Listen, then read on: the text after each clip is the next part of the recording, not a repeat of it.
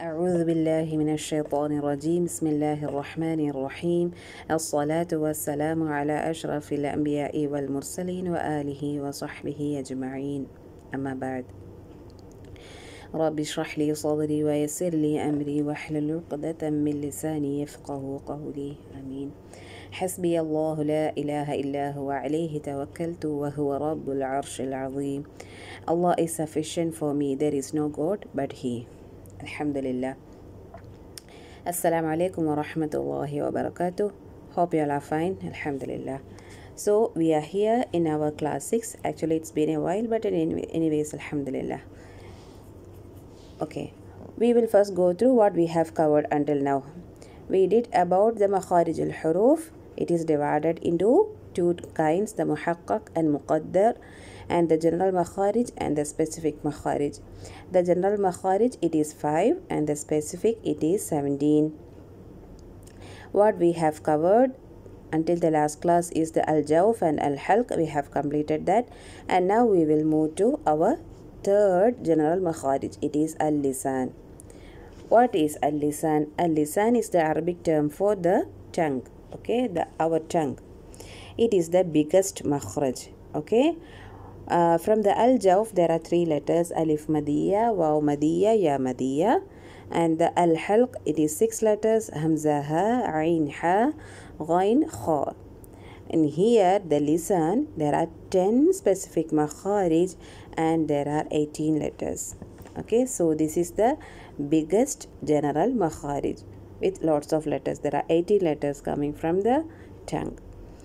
Before that, in order for us to better understanding, we will first study about the parts of the tongue. Okay, how the tongue is divided into different parts in order for us to understand the articulation of the letters easily. From the picture it is clear it is divided into actually 4 parts. Okay, let me take the pen. Okay, this is the first one. Okay, this is the first area, this is the second one, this is the third one, and this is the fourth one. These are the 4 areas which is marked here. Okay, the first one, change the color. Okay, so this is the first one.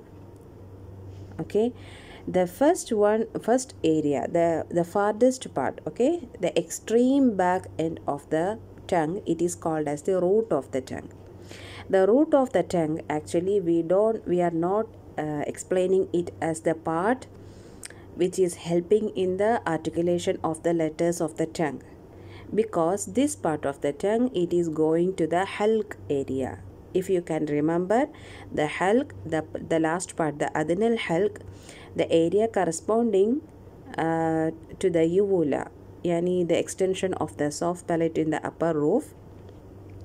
The part corresponding opposite to the uvula, the area of the tongue, it is the root of the tongue. Okay, so actually the deepest part of the tongue, it will go to the halq tajweedically. Okay, I am not explaining any in our scientific terms, but it is tajweedically we need from the second part here.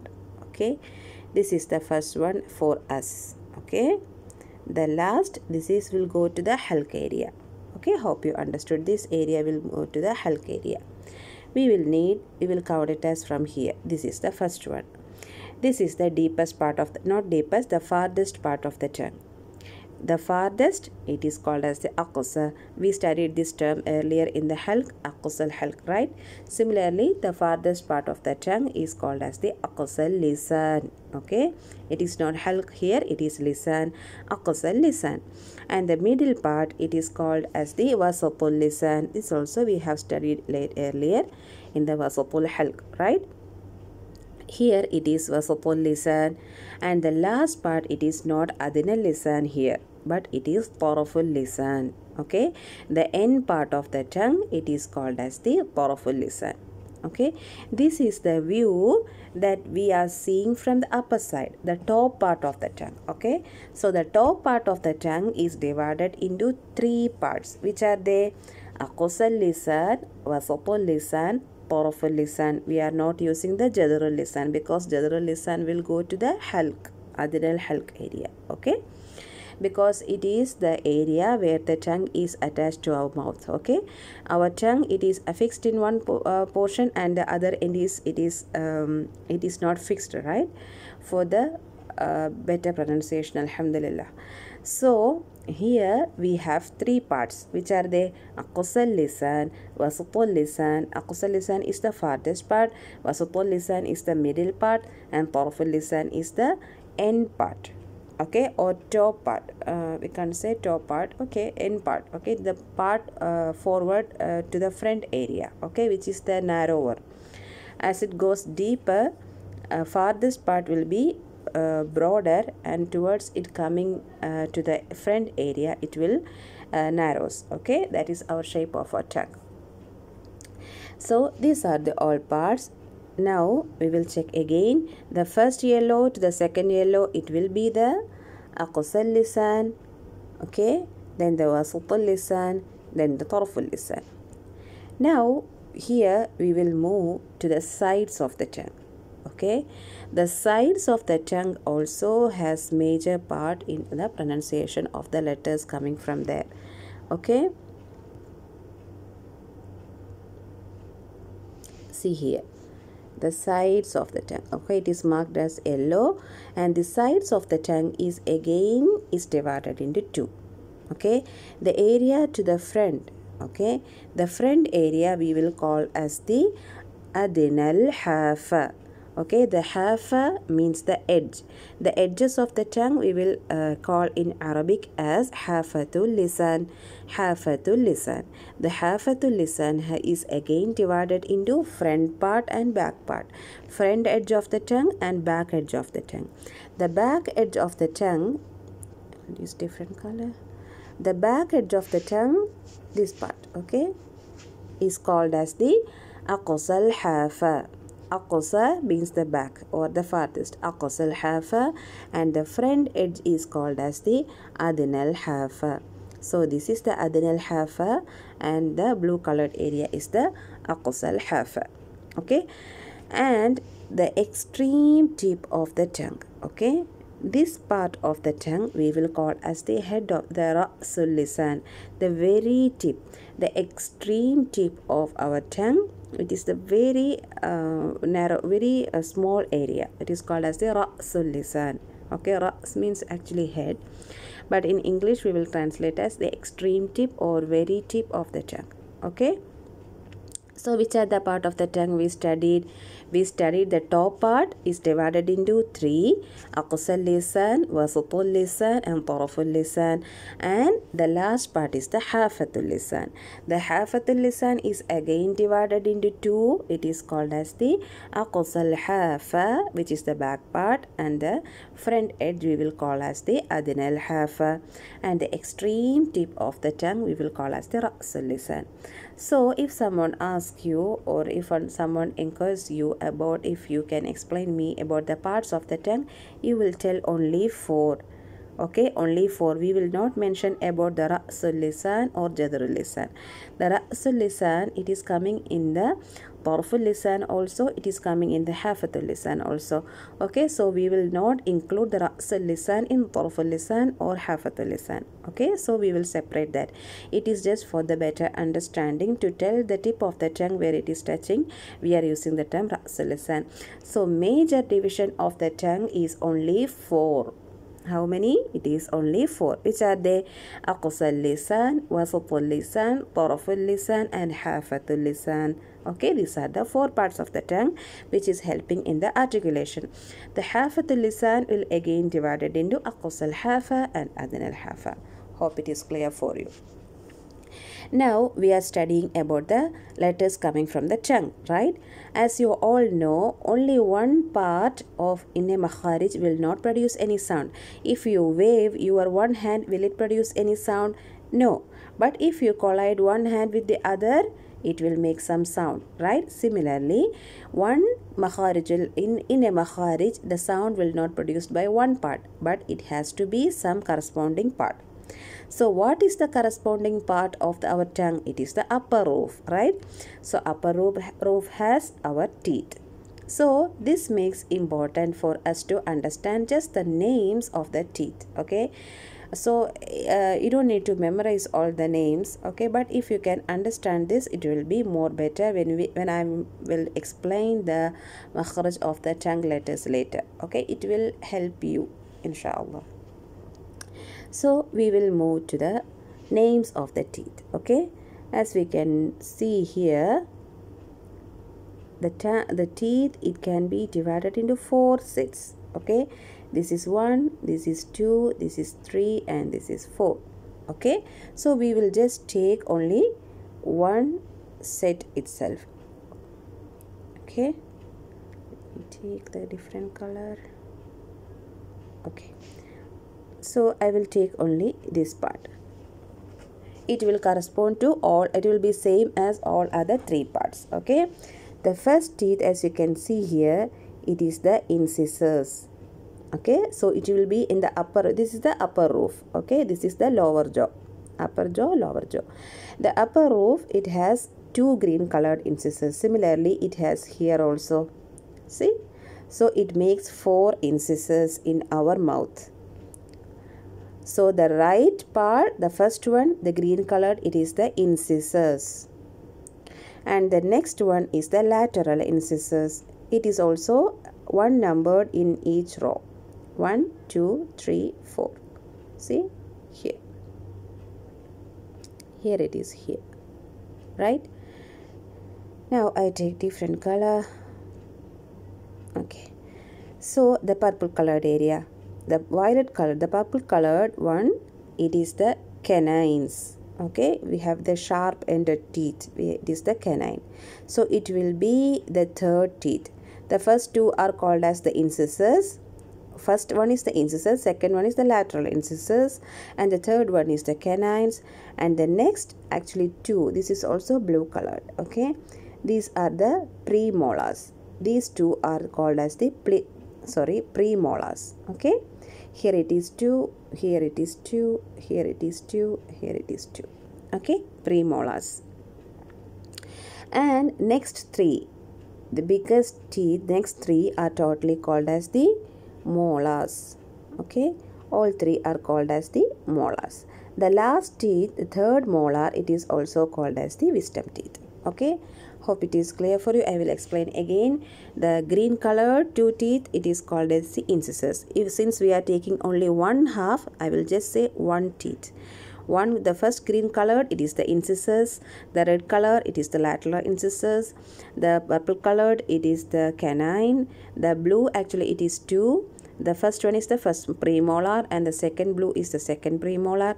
And the last 3 teeth, it is the molars. Okay, the first molar, second molar, the 3rd molar. The 3rd molar is also called as the wisdom teeth. Okay, this is all about the teeth. Now we will come to the parts of the tongue again with its letters. The letters are shown here. Okay, the parts are also shown. See, this is the part 1, aqsal lisan, wasatul lisan, taraful lisan, hafatul lisan. How many makharij? 10 specific makharij and 18 letters. Okay, so from the aqsa, hafa, wasata, tarafa, we will move to the first part of the tongue, which is the aqsal lisan. From the image, it is clear how many letters are coming from the aqsal lisan. There are 2 letters, but from 2 different places. It is from the aqsal hafa, but from the aqsal hafa, 2 different places, we will get 2 different letters, the qaf and the kaf. As you can see, I want to explain something here. When we studied the halq area, what we studied, the halq, actually it is a from the image, if you can image the whole picture that we have explained, the jawf, the halq area. From the aqsal halq and the wasatul halq and the adnal halq, from each area 2 letters are coming, even though it's the smallest area. But here the tongue, it is the biggest makhraj. That is the reason we can take different letters from a single area. Okay, because the throat area is little bit it's narrower. Okay, more letters come from the same area. Okay, but the tongue, it is the widest and the aqsa lisan especially, it is the broadest part. Okay, that is the reason from the single part a single letter is coming. Okay, hope you understood the point. Then first we will move to the letter the qaf. From the image it is clear from where the qaf is coming. Check the Wi-Fi symbol here. Okay, the Wi-Fi symbol, it is coming when the back part of the tongue is raising. It is raising and it is hitting where? The red colored area here. What is this red colored area? Some part it is yellow, up to here it is yellow, right? Up to here it is yellow, and after this is red, right? So this is the hard palate, if you can remember, and this is the soft palate, and this is the extension of the soft palate, what we will call as the uvula. Okay, so back part of the tongue is raising and hitting the soft palate above. Okay, up, up, up. So if you practice after me, please repeat after me. Say up, up. You cannot hear any sound, right? Of course, you know, we all know the letter qaf, okay, but the sound, it is not coming out. What do you think is the reason? From the image it is clearly shown that the makhraj is completely sealed, it is tightly sealed. So that is the reason the sound cannot exit. Okay, it is a closed makhraj. If you can remember any word about this sifa, it is a shidda. Okay, that means the makhraj is closed. Then how the sound can be heard, especially when it is with a sukoon? If it is with a haraka, fatha, kasra or dhamma, remember the mechanism of the haraka. It is the separation of the makhraj along with the corresponding mouth opening, right? So for the haraka to happen, the makhraj has to separate. Then the sound will happen. Qa, qu, qi, right? But for the sukoon, what is the mechanism? It is the collision. Okay, so that means back part of the tongue will work as one part and the soft palate is the other part. Both the colliding parts will come together. Okay, not with the soft palate cannot be come down, but the tongue, back part of the tongue will raise up and hit the soft palate. When this happen, the makhraj will completely close and it becomes shidda.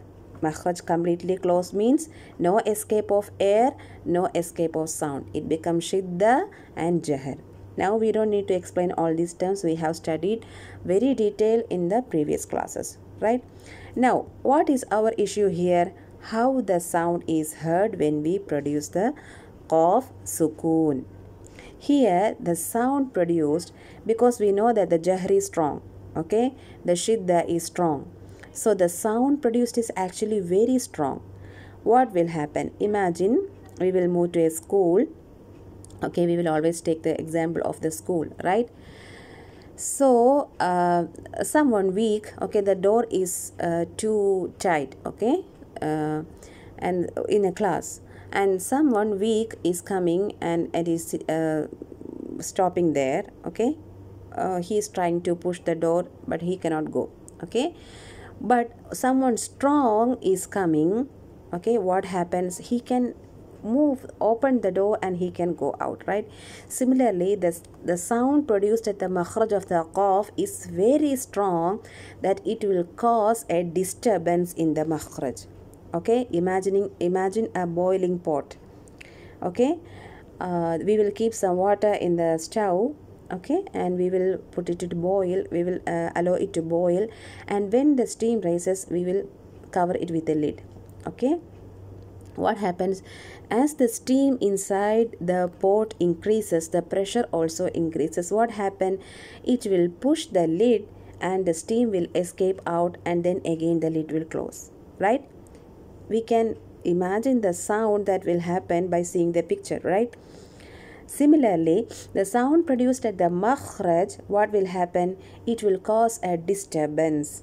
It is not like the repeating process like the boiling pot, but one time it will happen. What happens? The makhraj will separate and the sound will escape. This mechanism is called as the qalqala. qalqala, it is actually, the term is derived from the boiling pot itself. Okay, qalqala means the pot which is boiling. Okay.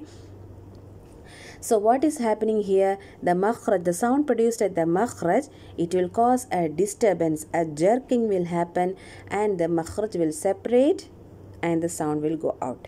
Here we have to take something important. The makhraj separate means only separating the articulating parts. No mouth movement should happen, no jaw movement should happen. Can you imagine why? What happens if jaw movement happens? The jaw movement is happening for the kasra, fatha, and the mouth, the lips are circling for the dhamma. That means for the haraka. So if we move the jaw for the qalqala, we will make it resemble to some haraka. Okay, that I will explain more when we will explain the practicing of the letters. Okay, inshallah. So what is qalqala? It is a disturbance. Imagining the ball, how it is bouncing. Okay, aqo, aqo, qo, aqo, aqo, aqo. Okay, what happens if I move my jaw a little bit? Aqo, aqo, aqo. It is wrong. Okay, there should not be jaw movement which will make the qalqala resemble a haraka. Okay, so what you should do? Aqo. It should be quick, it should be strong. Okay, aqo, aqo, aqo, qaqiqu, aqo. Okay, so this is about the qalqala. Okay, so here what is happening, if we explain the mechanism, the qalqala rules out all the mechanism of the sakin. As we know, I have explained a little bit before, the mechanism of the haraka is the separation along with the mouth opening, and the mechanism of the sakin is the collision, right? But here what is happening for the qalqala, the mechanism of the qalqala letter, the qaf, when it is with a sukoon, is that the collision along with the separation without any jaw movement. This is very important. Okay, without any jaw movement. Now we will check the sifat of the letter qaf. Okay, as I said, the makhraj is completely tightly shut, and if you remember our activity that we will usually do, keep our hand in front of our mouth and try to say aq. There is no air, that means the flow of air is blocked there. So it is jahr and it is shidda. And what about the direction of the sound? Aqo, ko. We are not saying q, q, q. It is wrong. Ko, ko. So we are raising the back part of the tongue, that is the makhraj itself, right? So it is isti'la. And what is the special sifa here? It is qalqala. Okay. Now we will move to the practicing. Qalu, qa, qalu, yaquluna, yaqu, qu. Don't say qu, qu, qu. It is normal that we will not use the proper makhraj. We will come to the front. Okay. So also because that is the reason, because most of them they will concentrate on the tongue only. You have to concentrate on the upper roof also, from where your tongue is coming in contact in the upper roof. Okay, don't just think about the cough and the tongue itself. Okay, and always try to make the little bit opening in the TMJ. Yani, if you can remember our jaw, it has to be little bit open. Okay, qa, qa, qu, qi. Okay. And when we say qi, what is happening? It is not like the qa, right? What is the reason? What is the mechanism of the kasra? The separation along with the dropping of the lower jaw. So if I drop the lower jaw, it will take the tongue along with it. That means the isti'la, it will reduce the heaviness will reduce a little bit. Okay, so don't say qoi, qoi, it is wrong. That means you are either giving the fatha or dhamma first and then you are giving the kasra. No need, you have to do kasra only. Qi, qi, that's enough. Wa idha qila, qila, don't say qila, no. Qila, qul, bil haqqo, bil haqqo. Okay, what is this important here? The usual mistake that they can do here is bil haqqo, bil haqqo. The first thing, they will not give enough enough heaviness for the letter qaf. Okay, bilhaqq, bilhaqq. Okay, and the second mistake they can do is the timing. It is two qaf here. The shadda means the two qaf. The small w that you can see above the qaf, it means it is two qaf. Okay, the two qaf, you have to give the timing for the two qaf. Okay, al-haq, this is the first qaf, and then ending with the qaf sukoon. Al-haqq, al-haqq. Okay, the timing for the two qaf. Usually what they will do, al-haqq, al-haqq, it is wrong.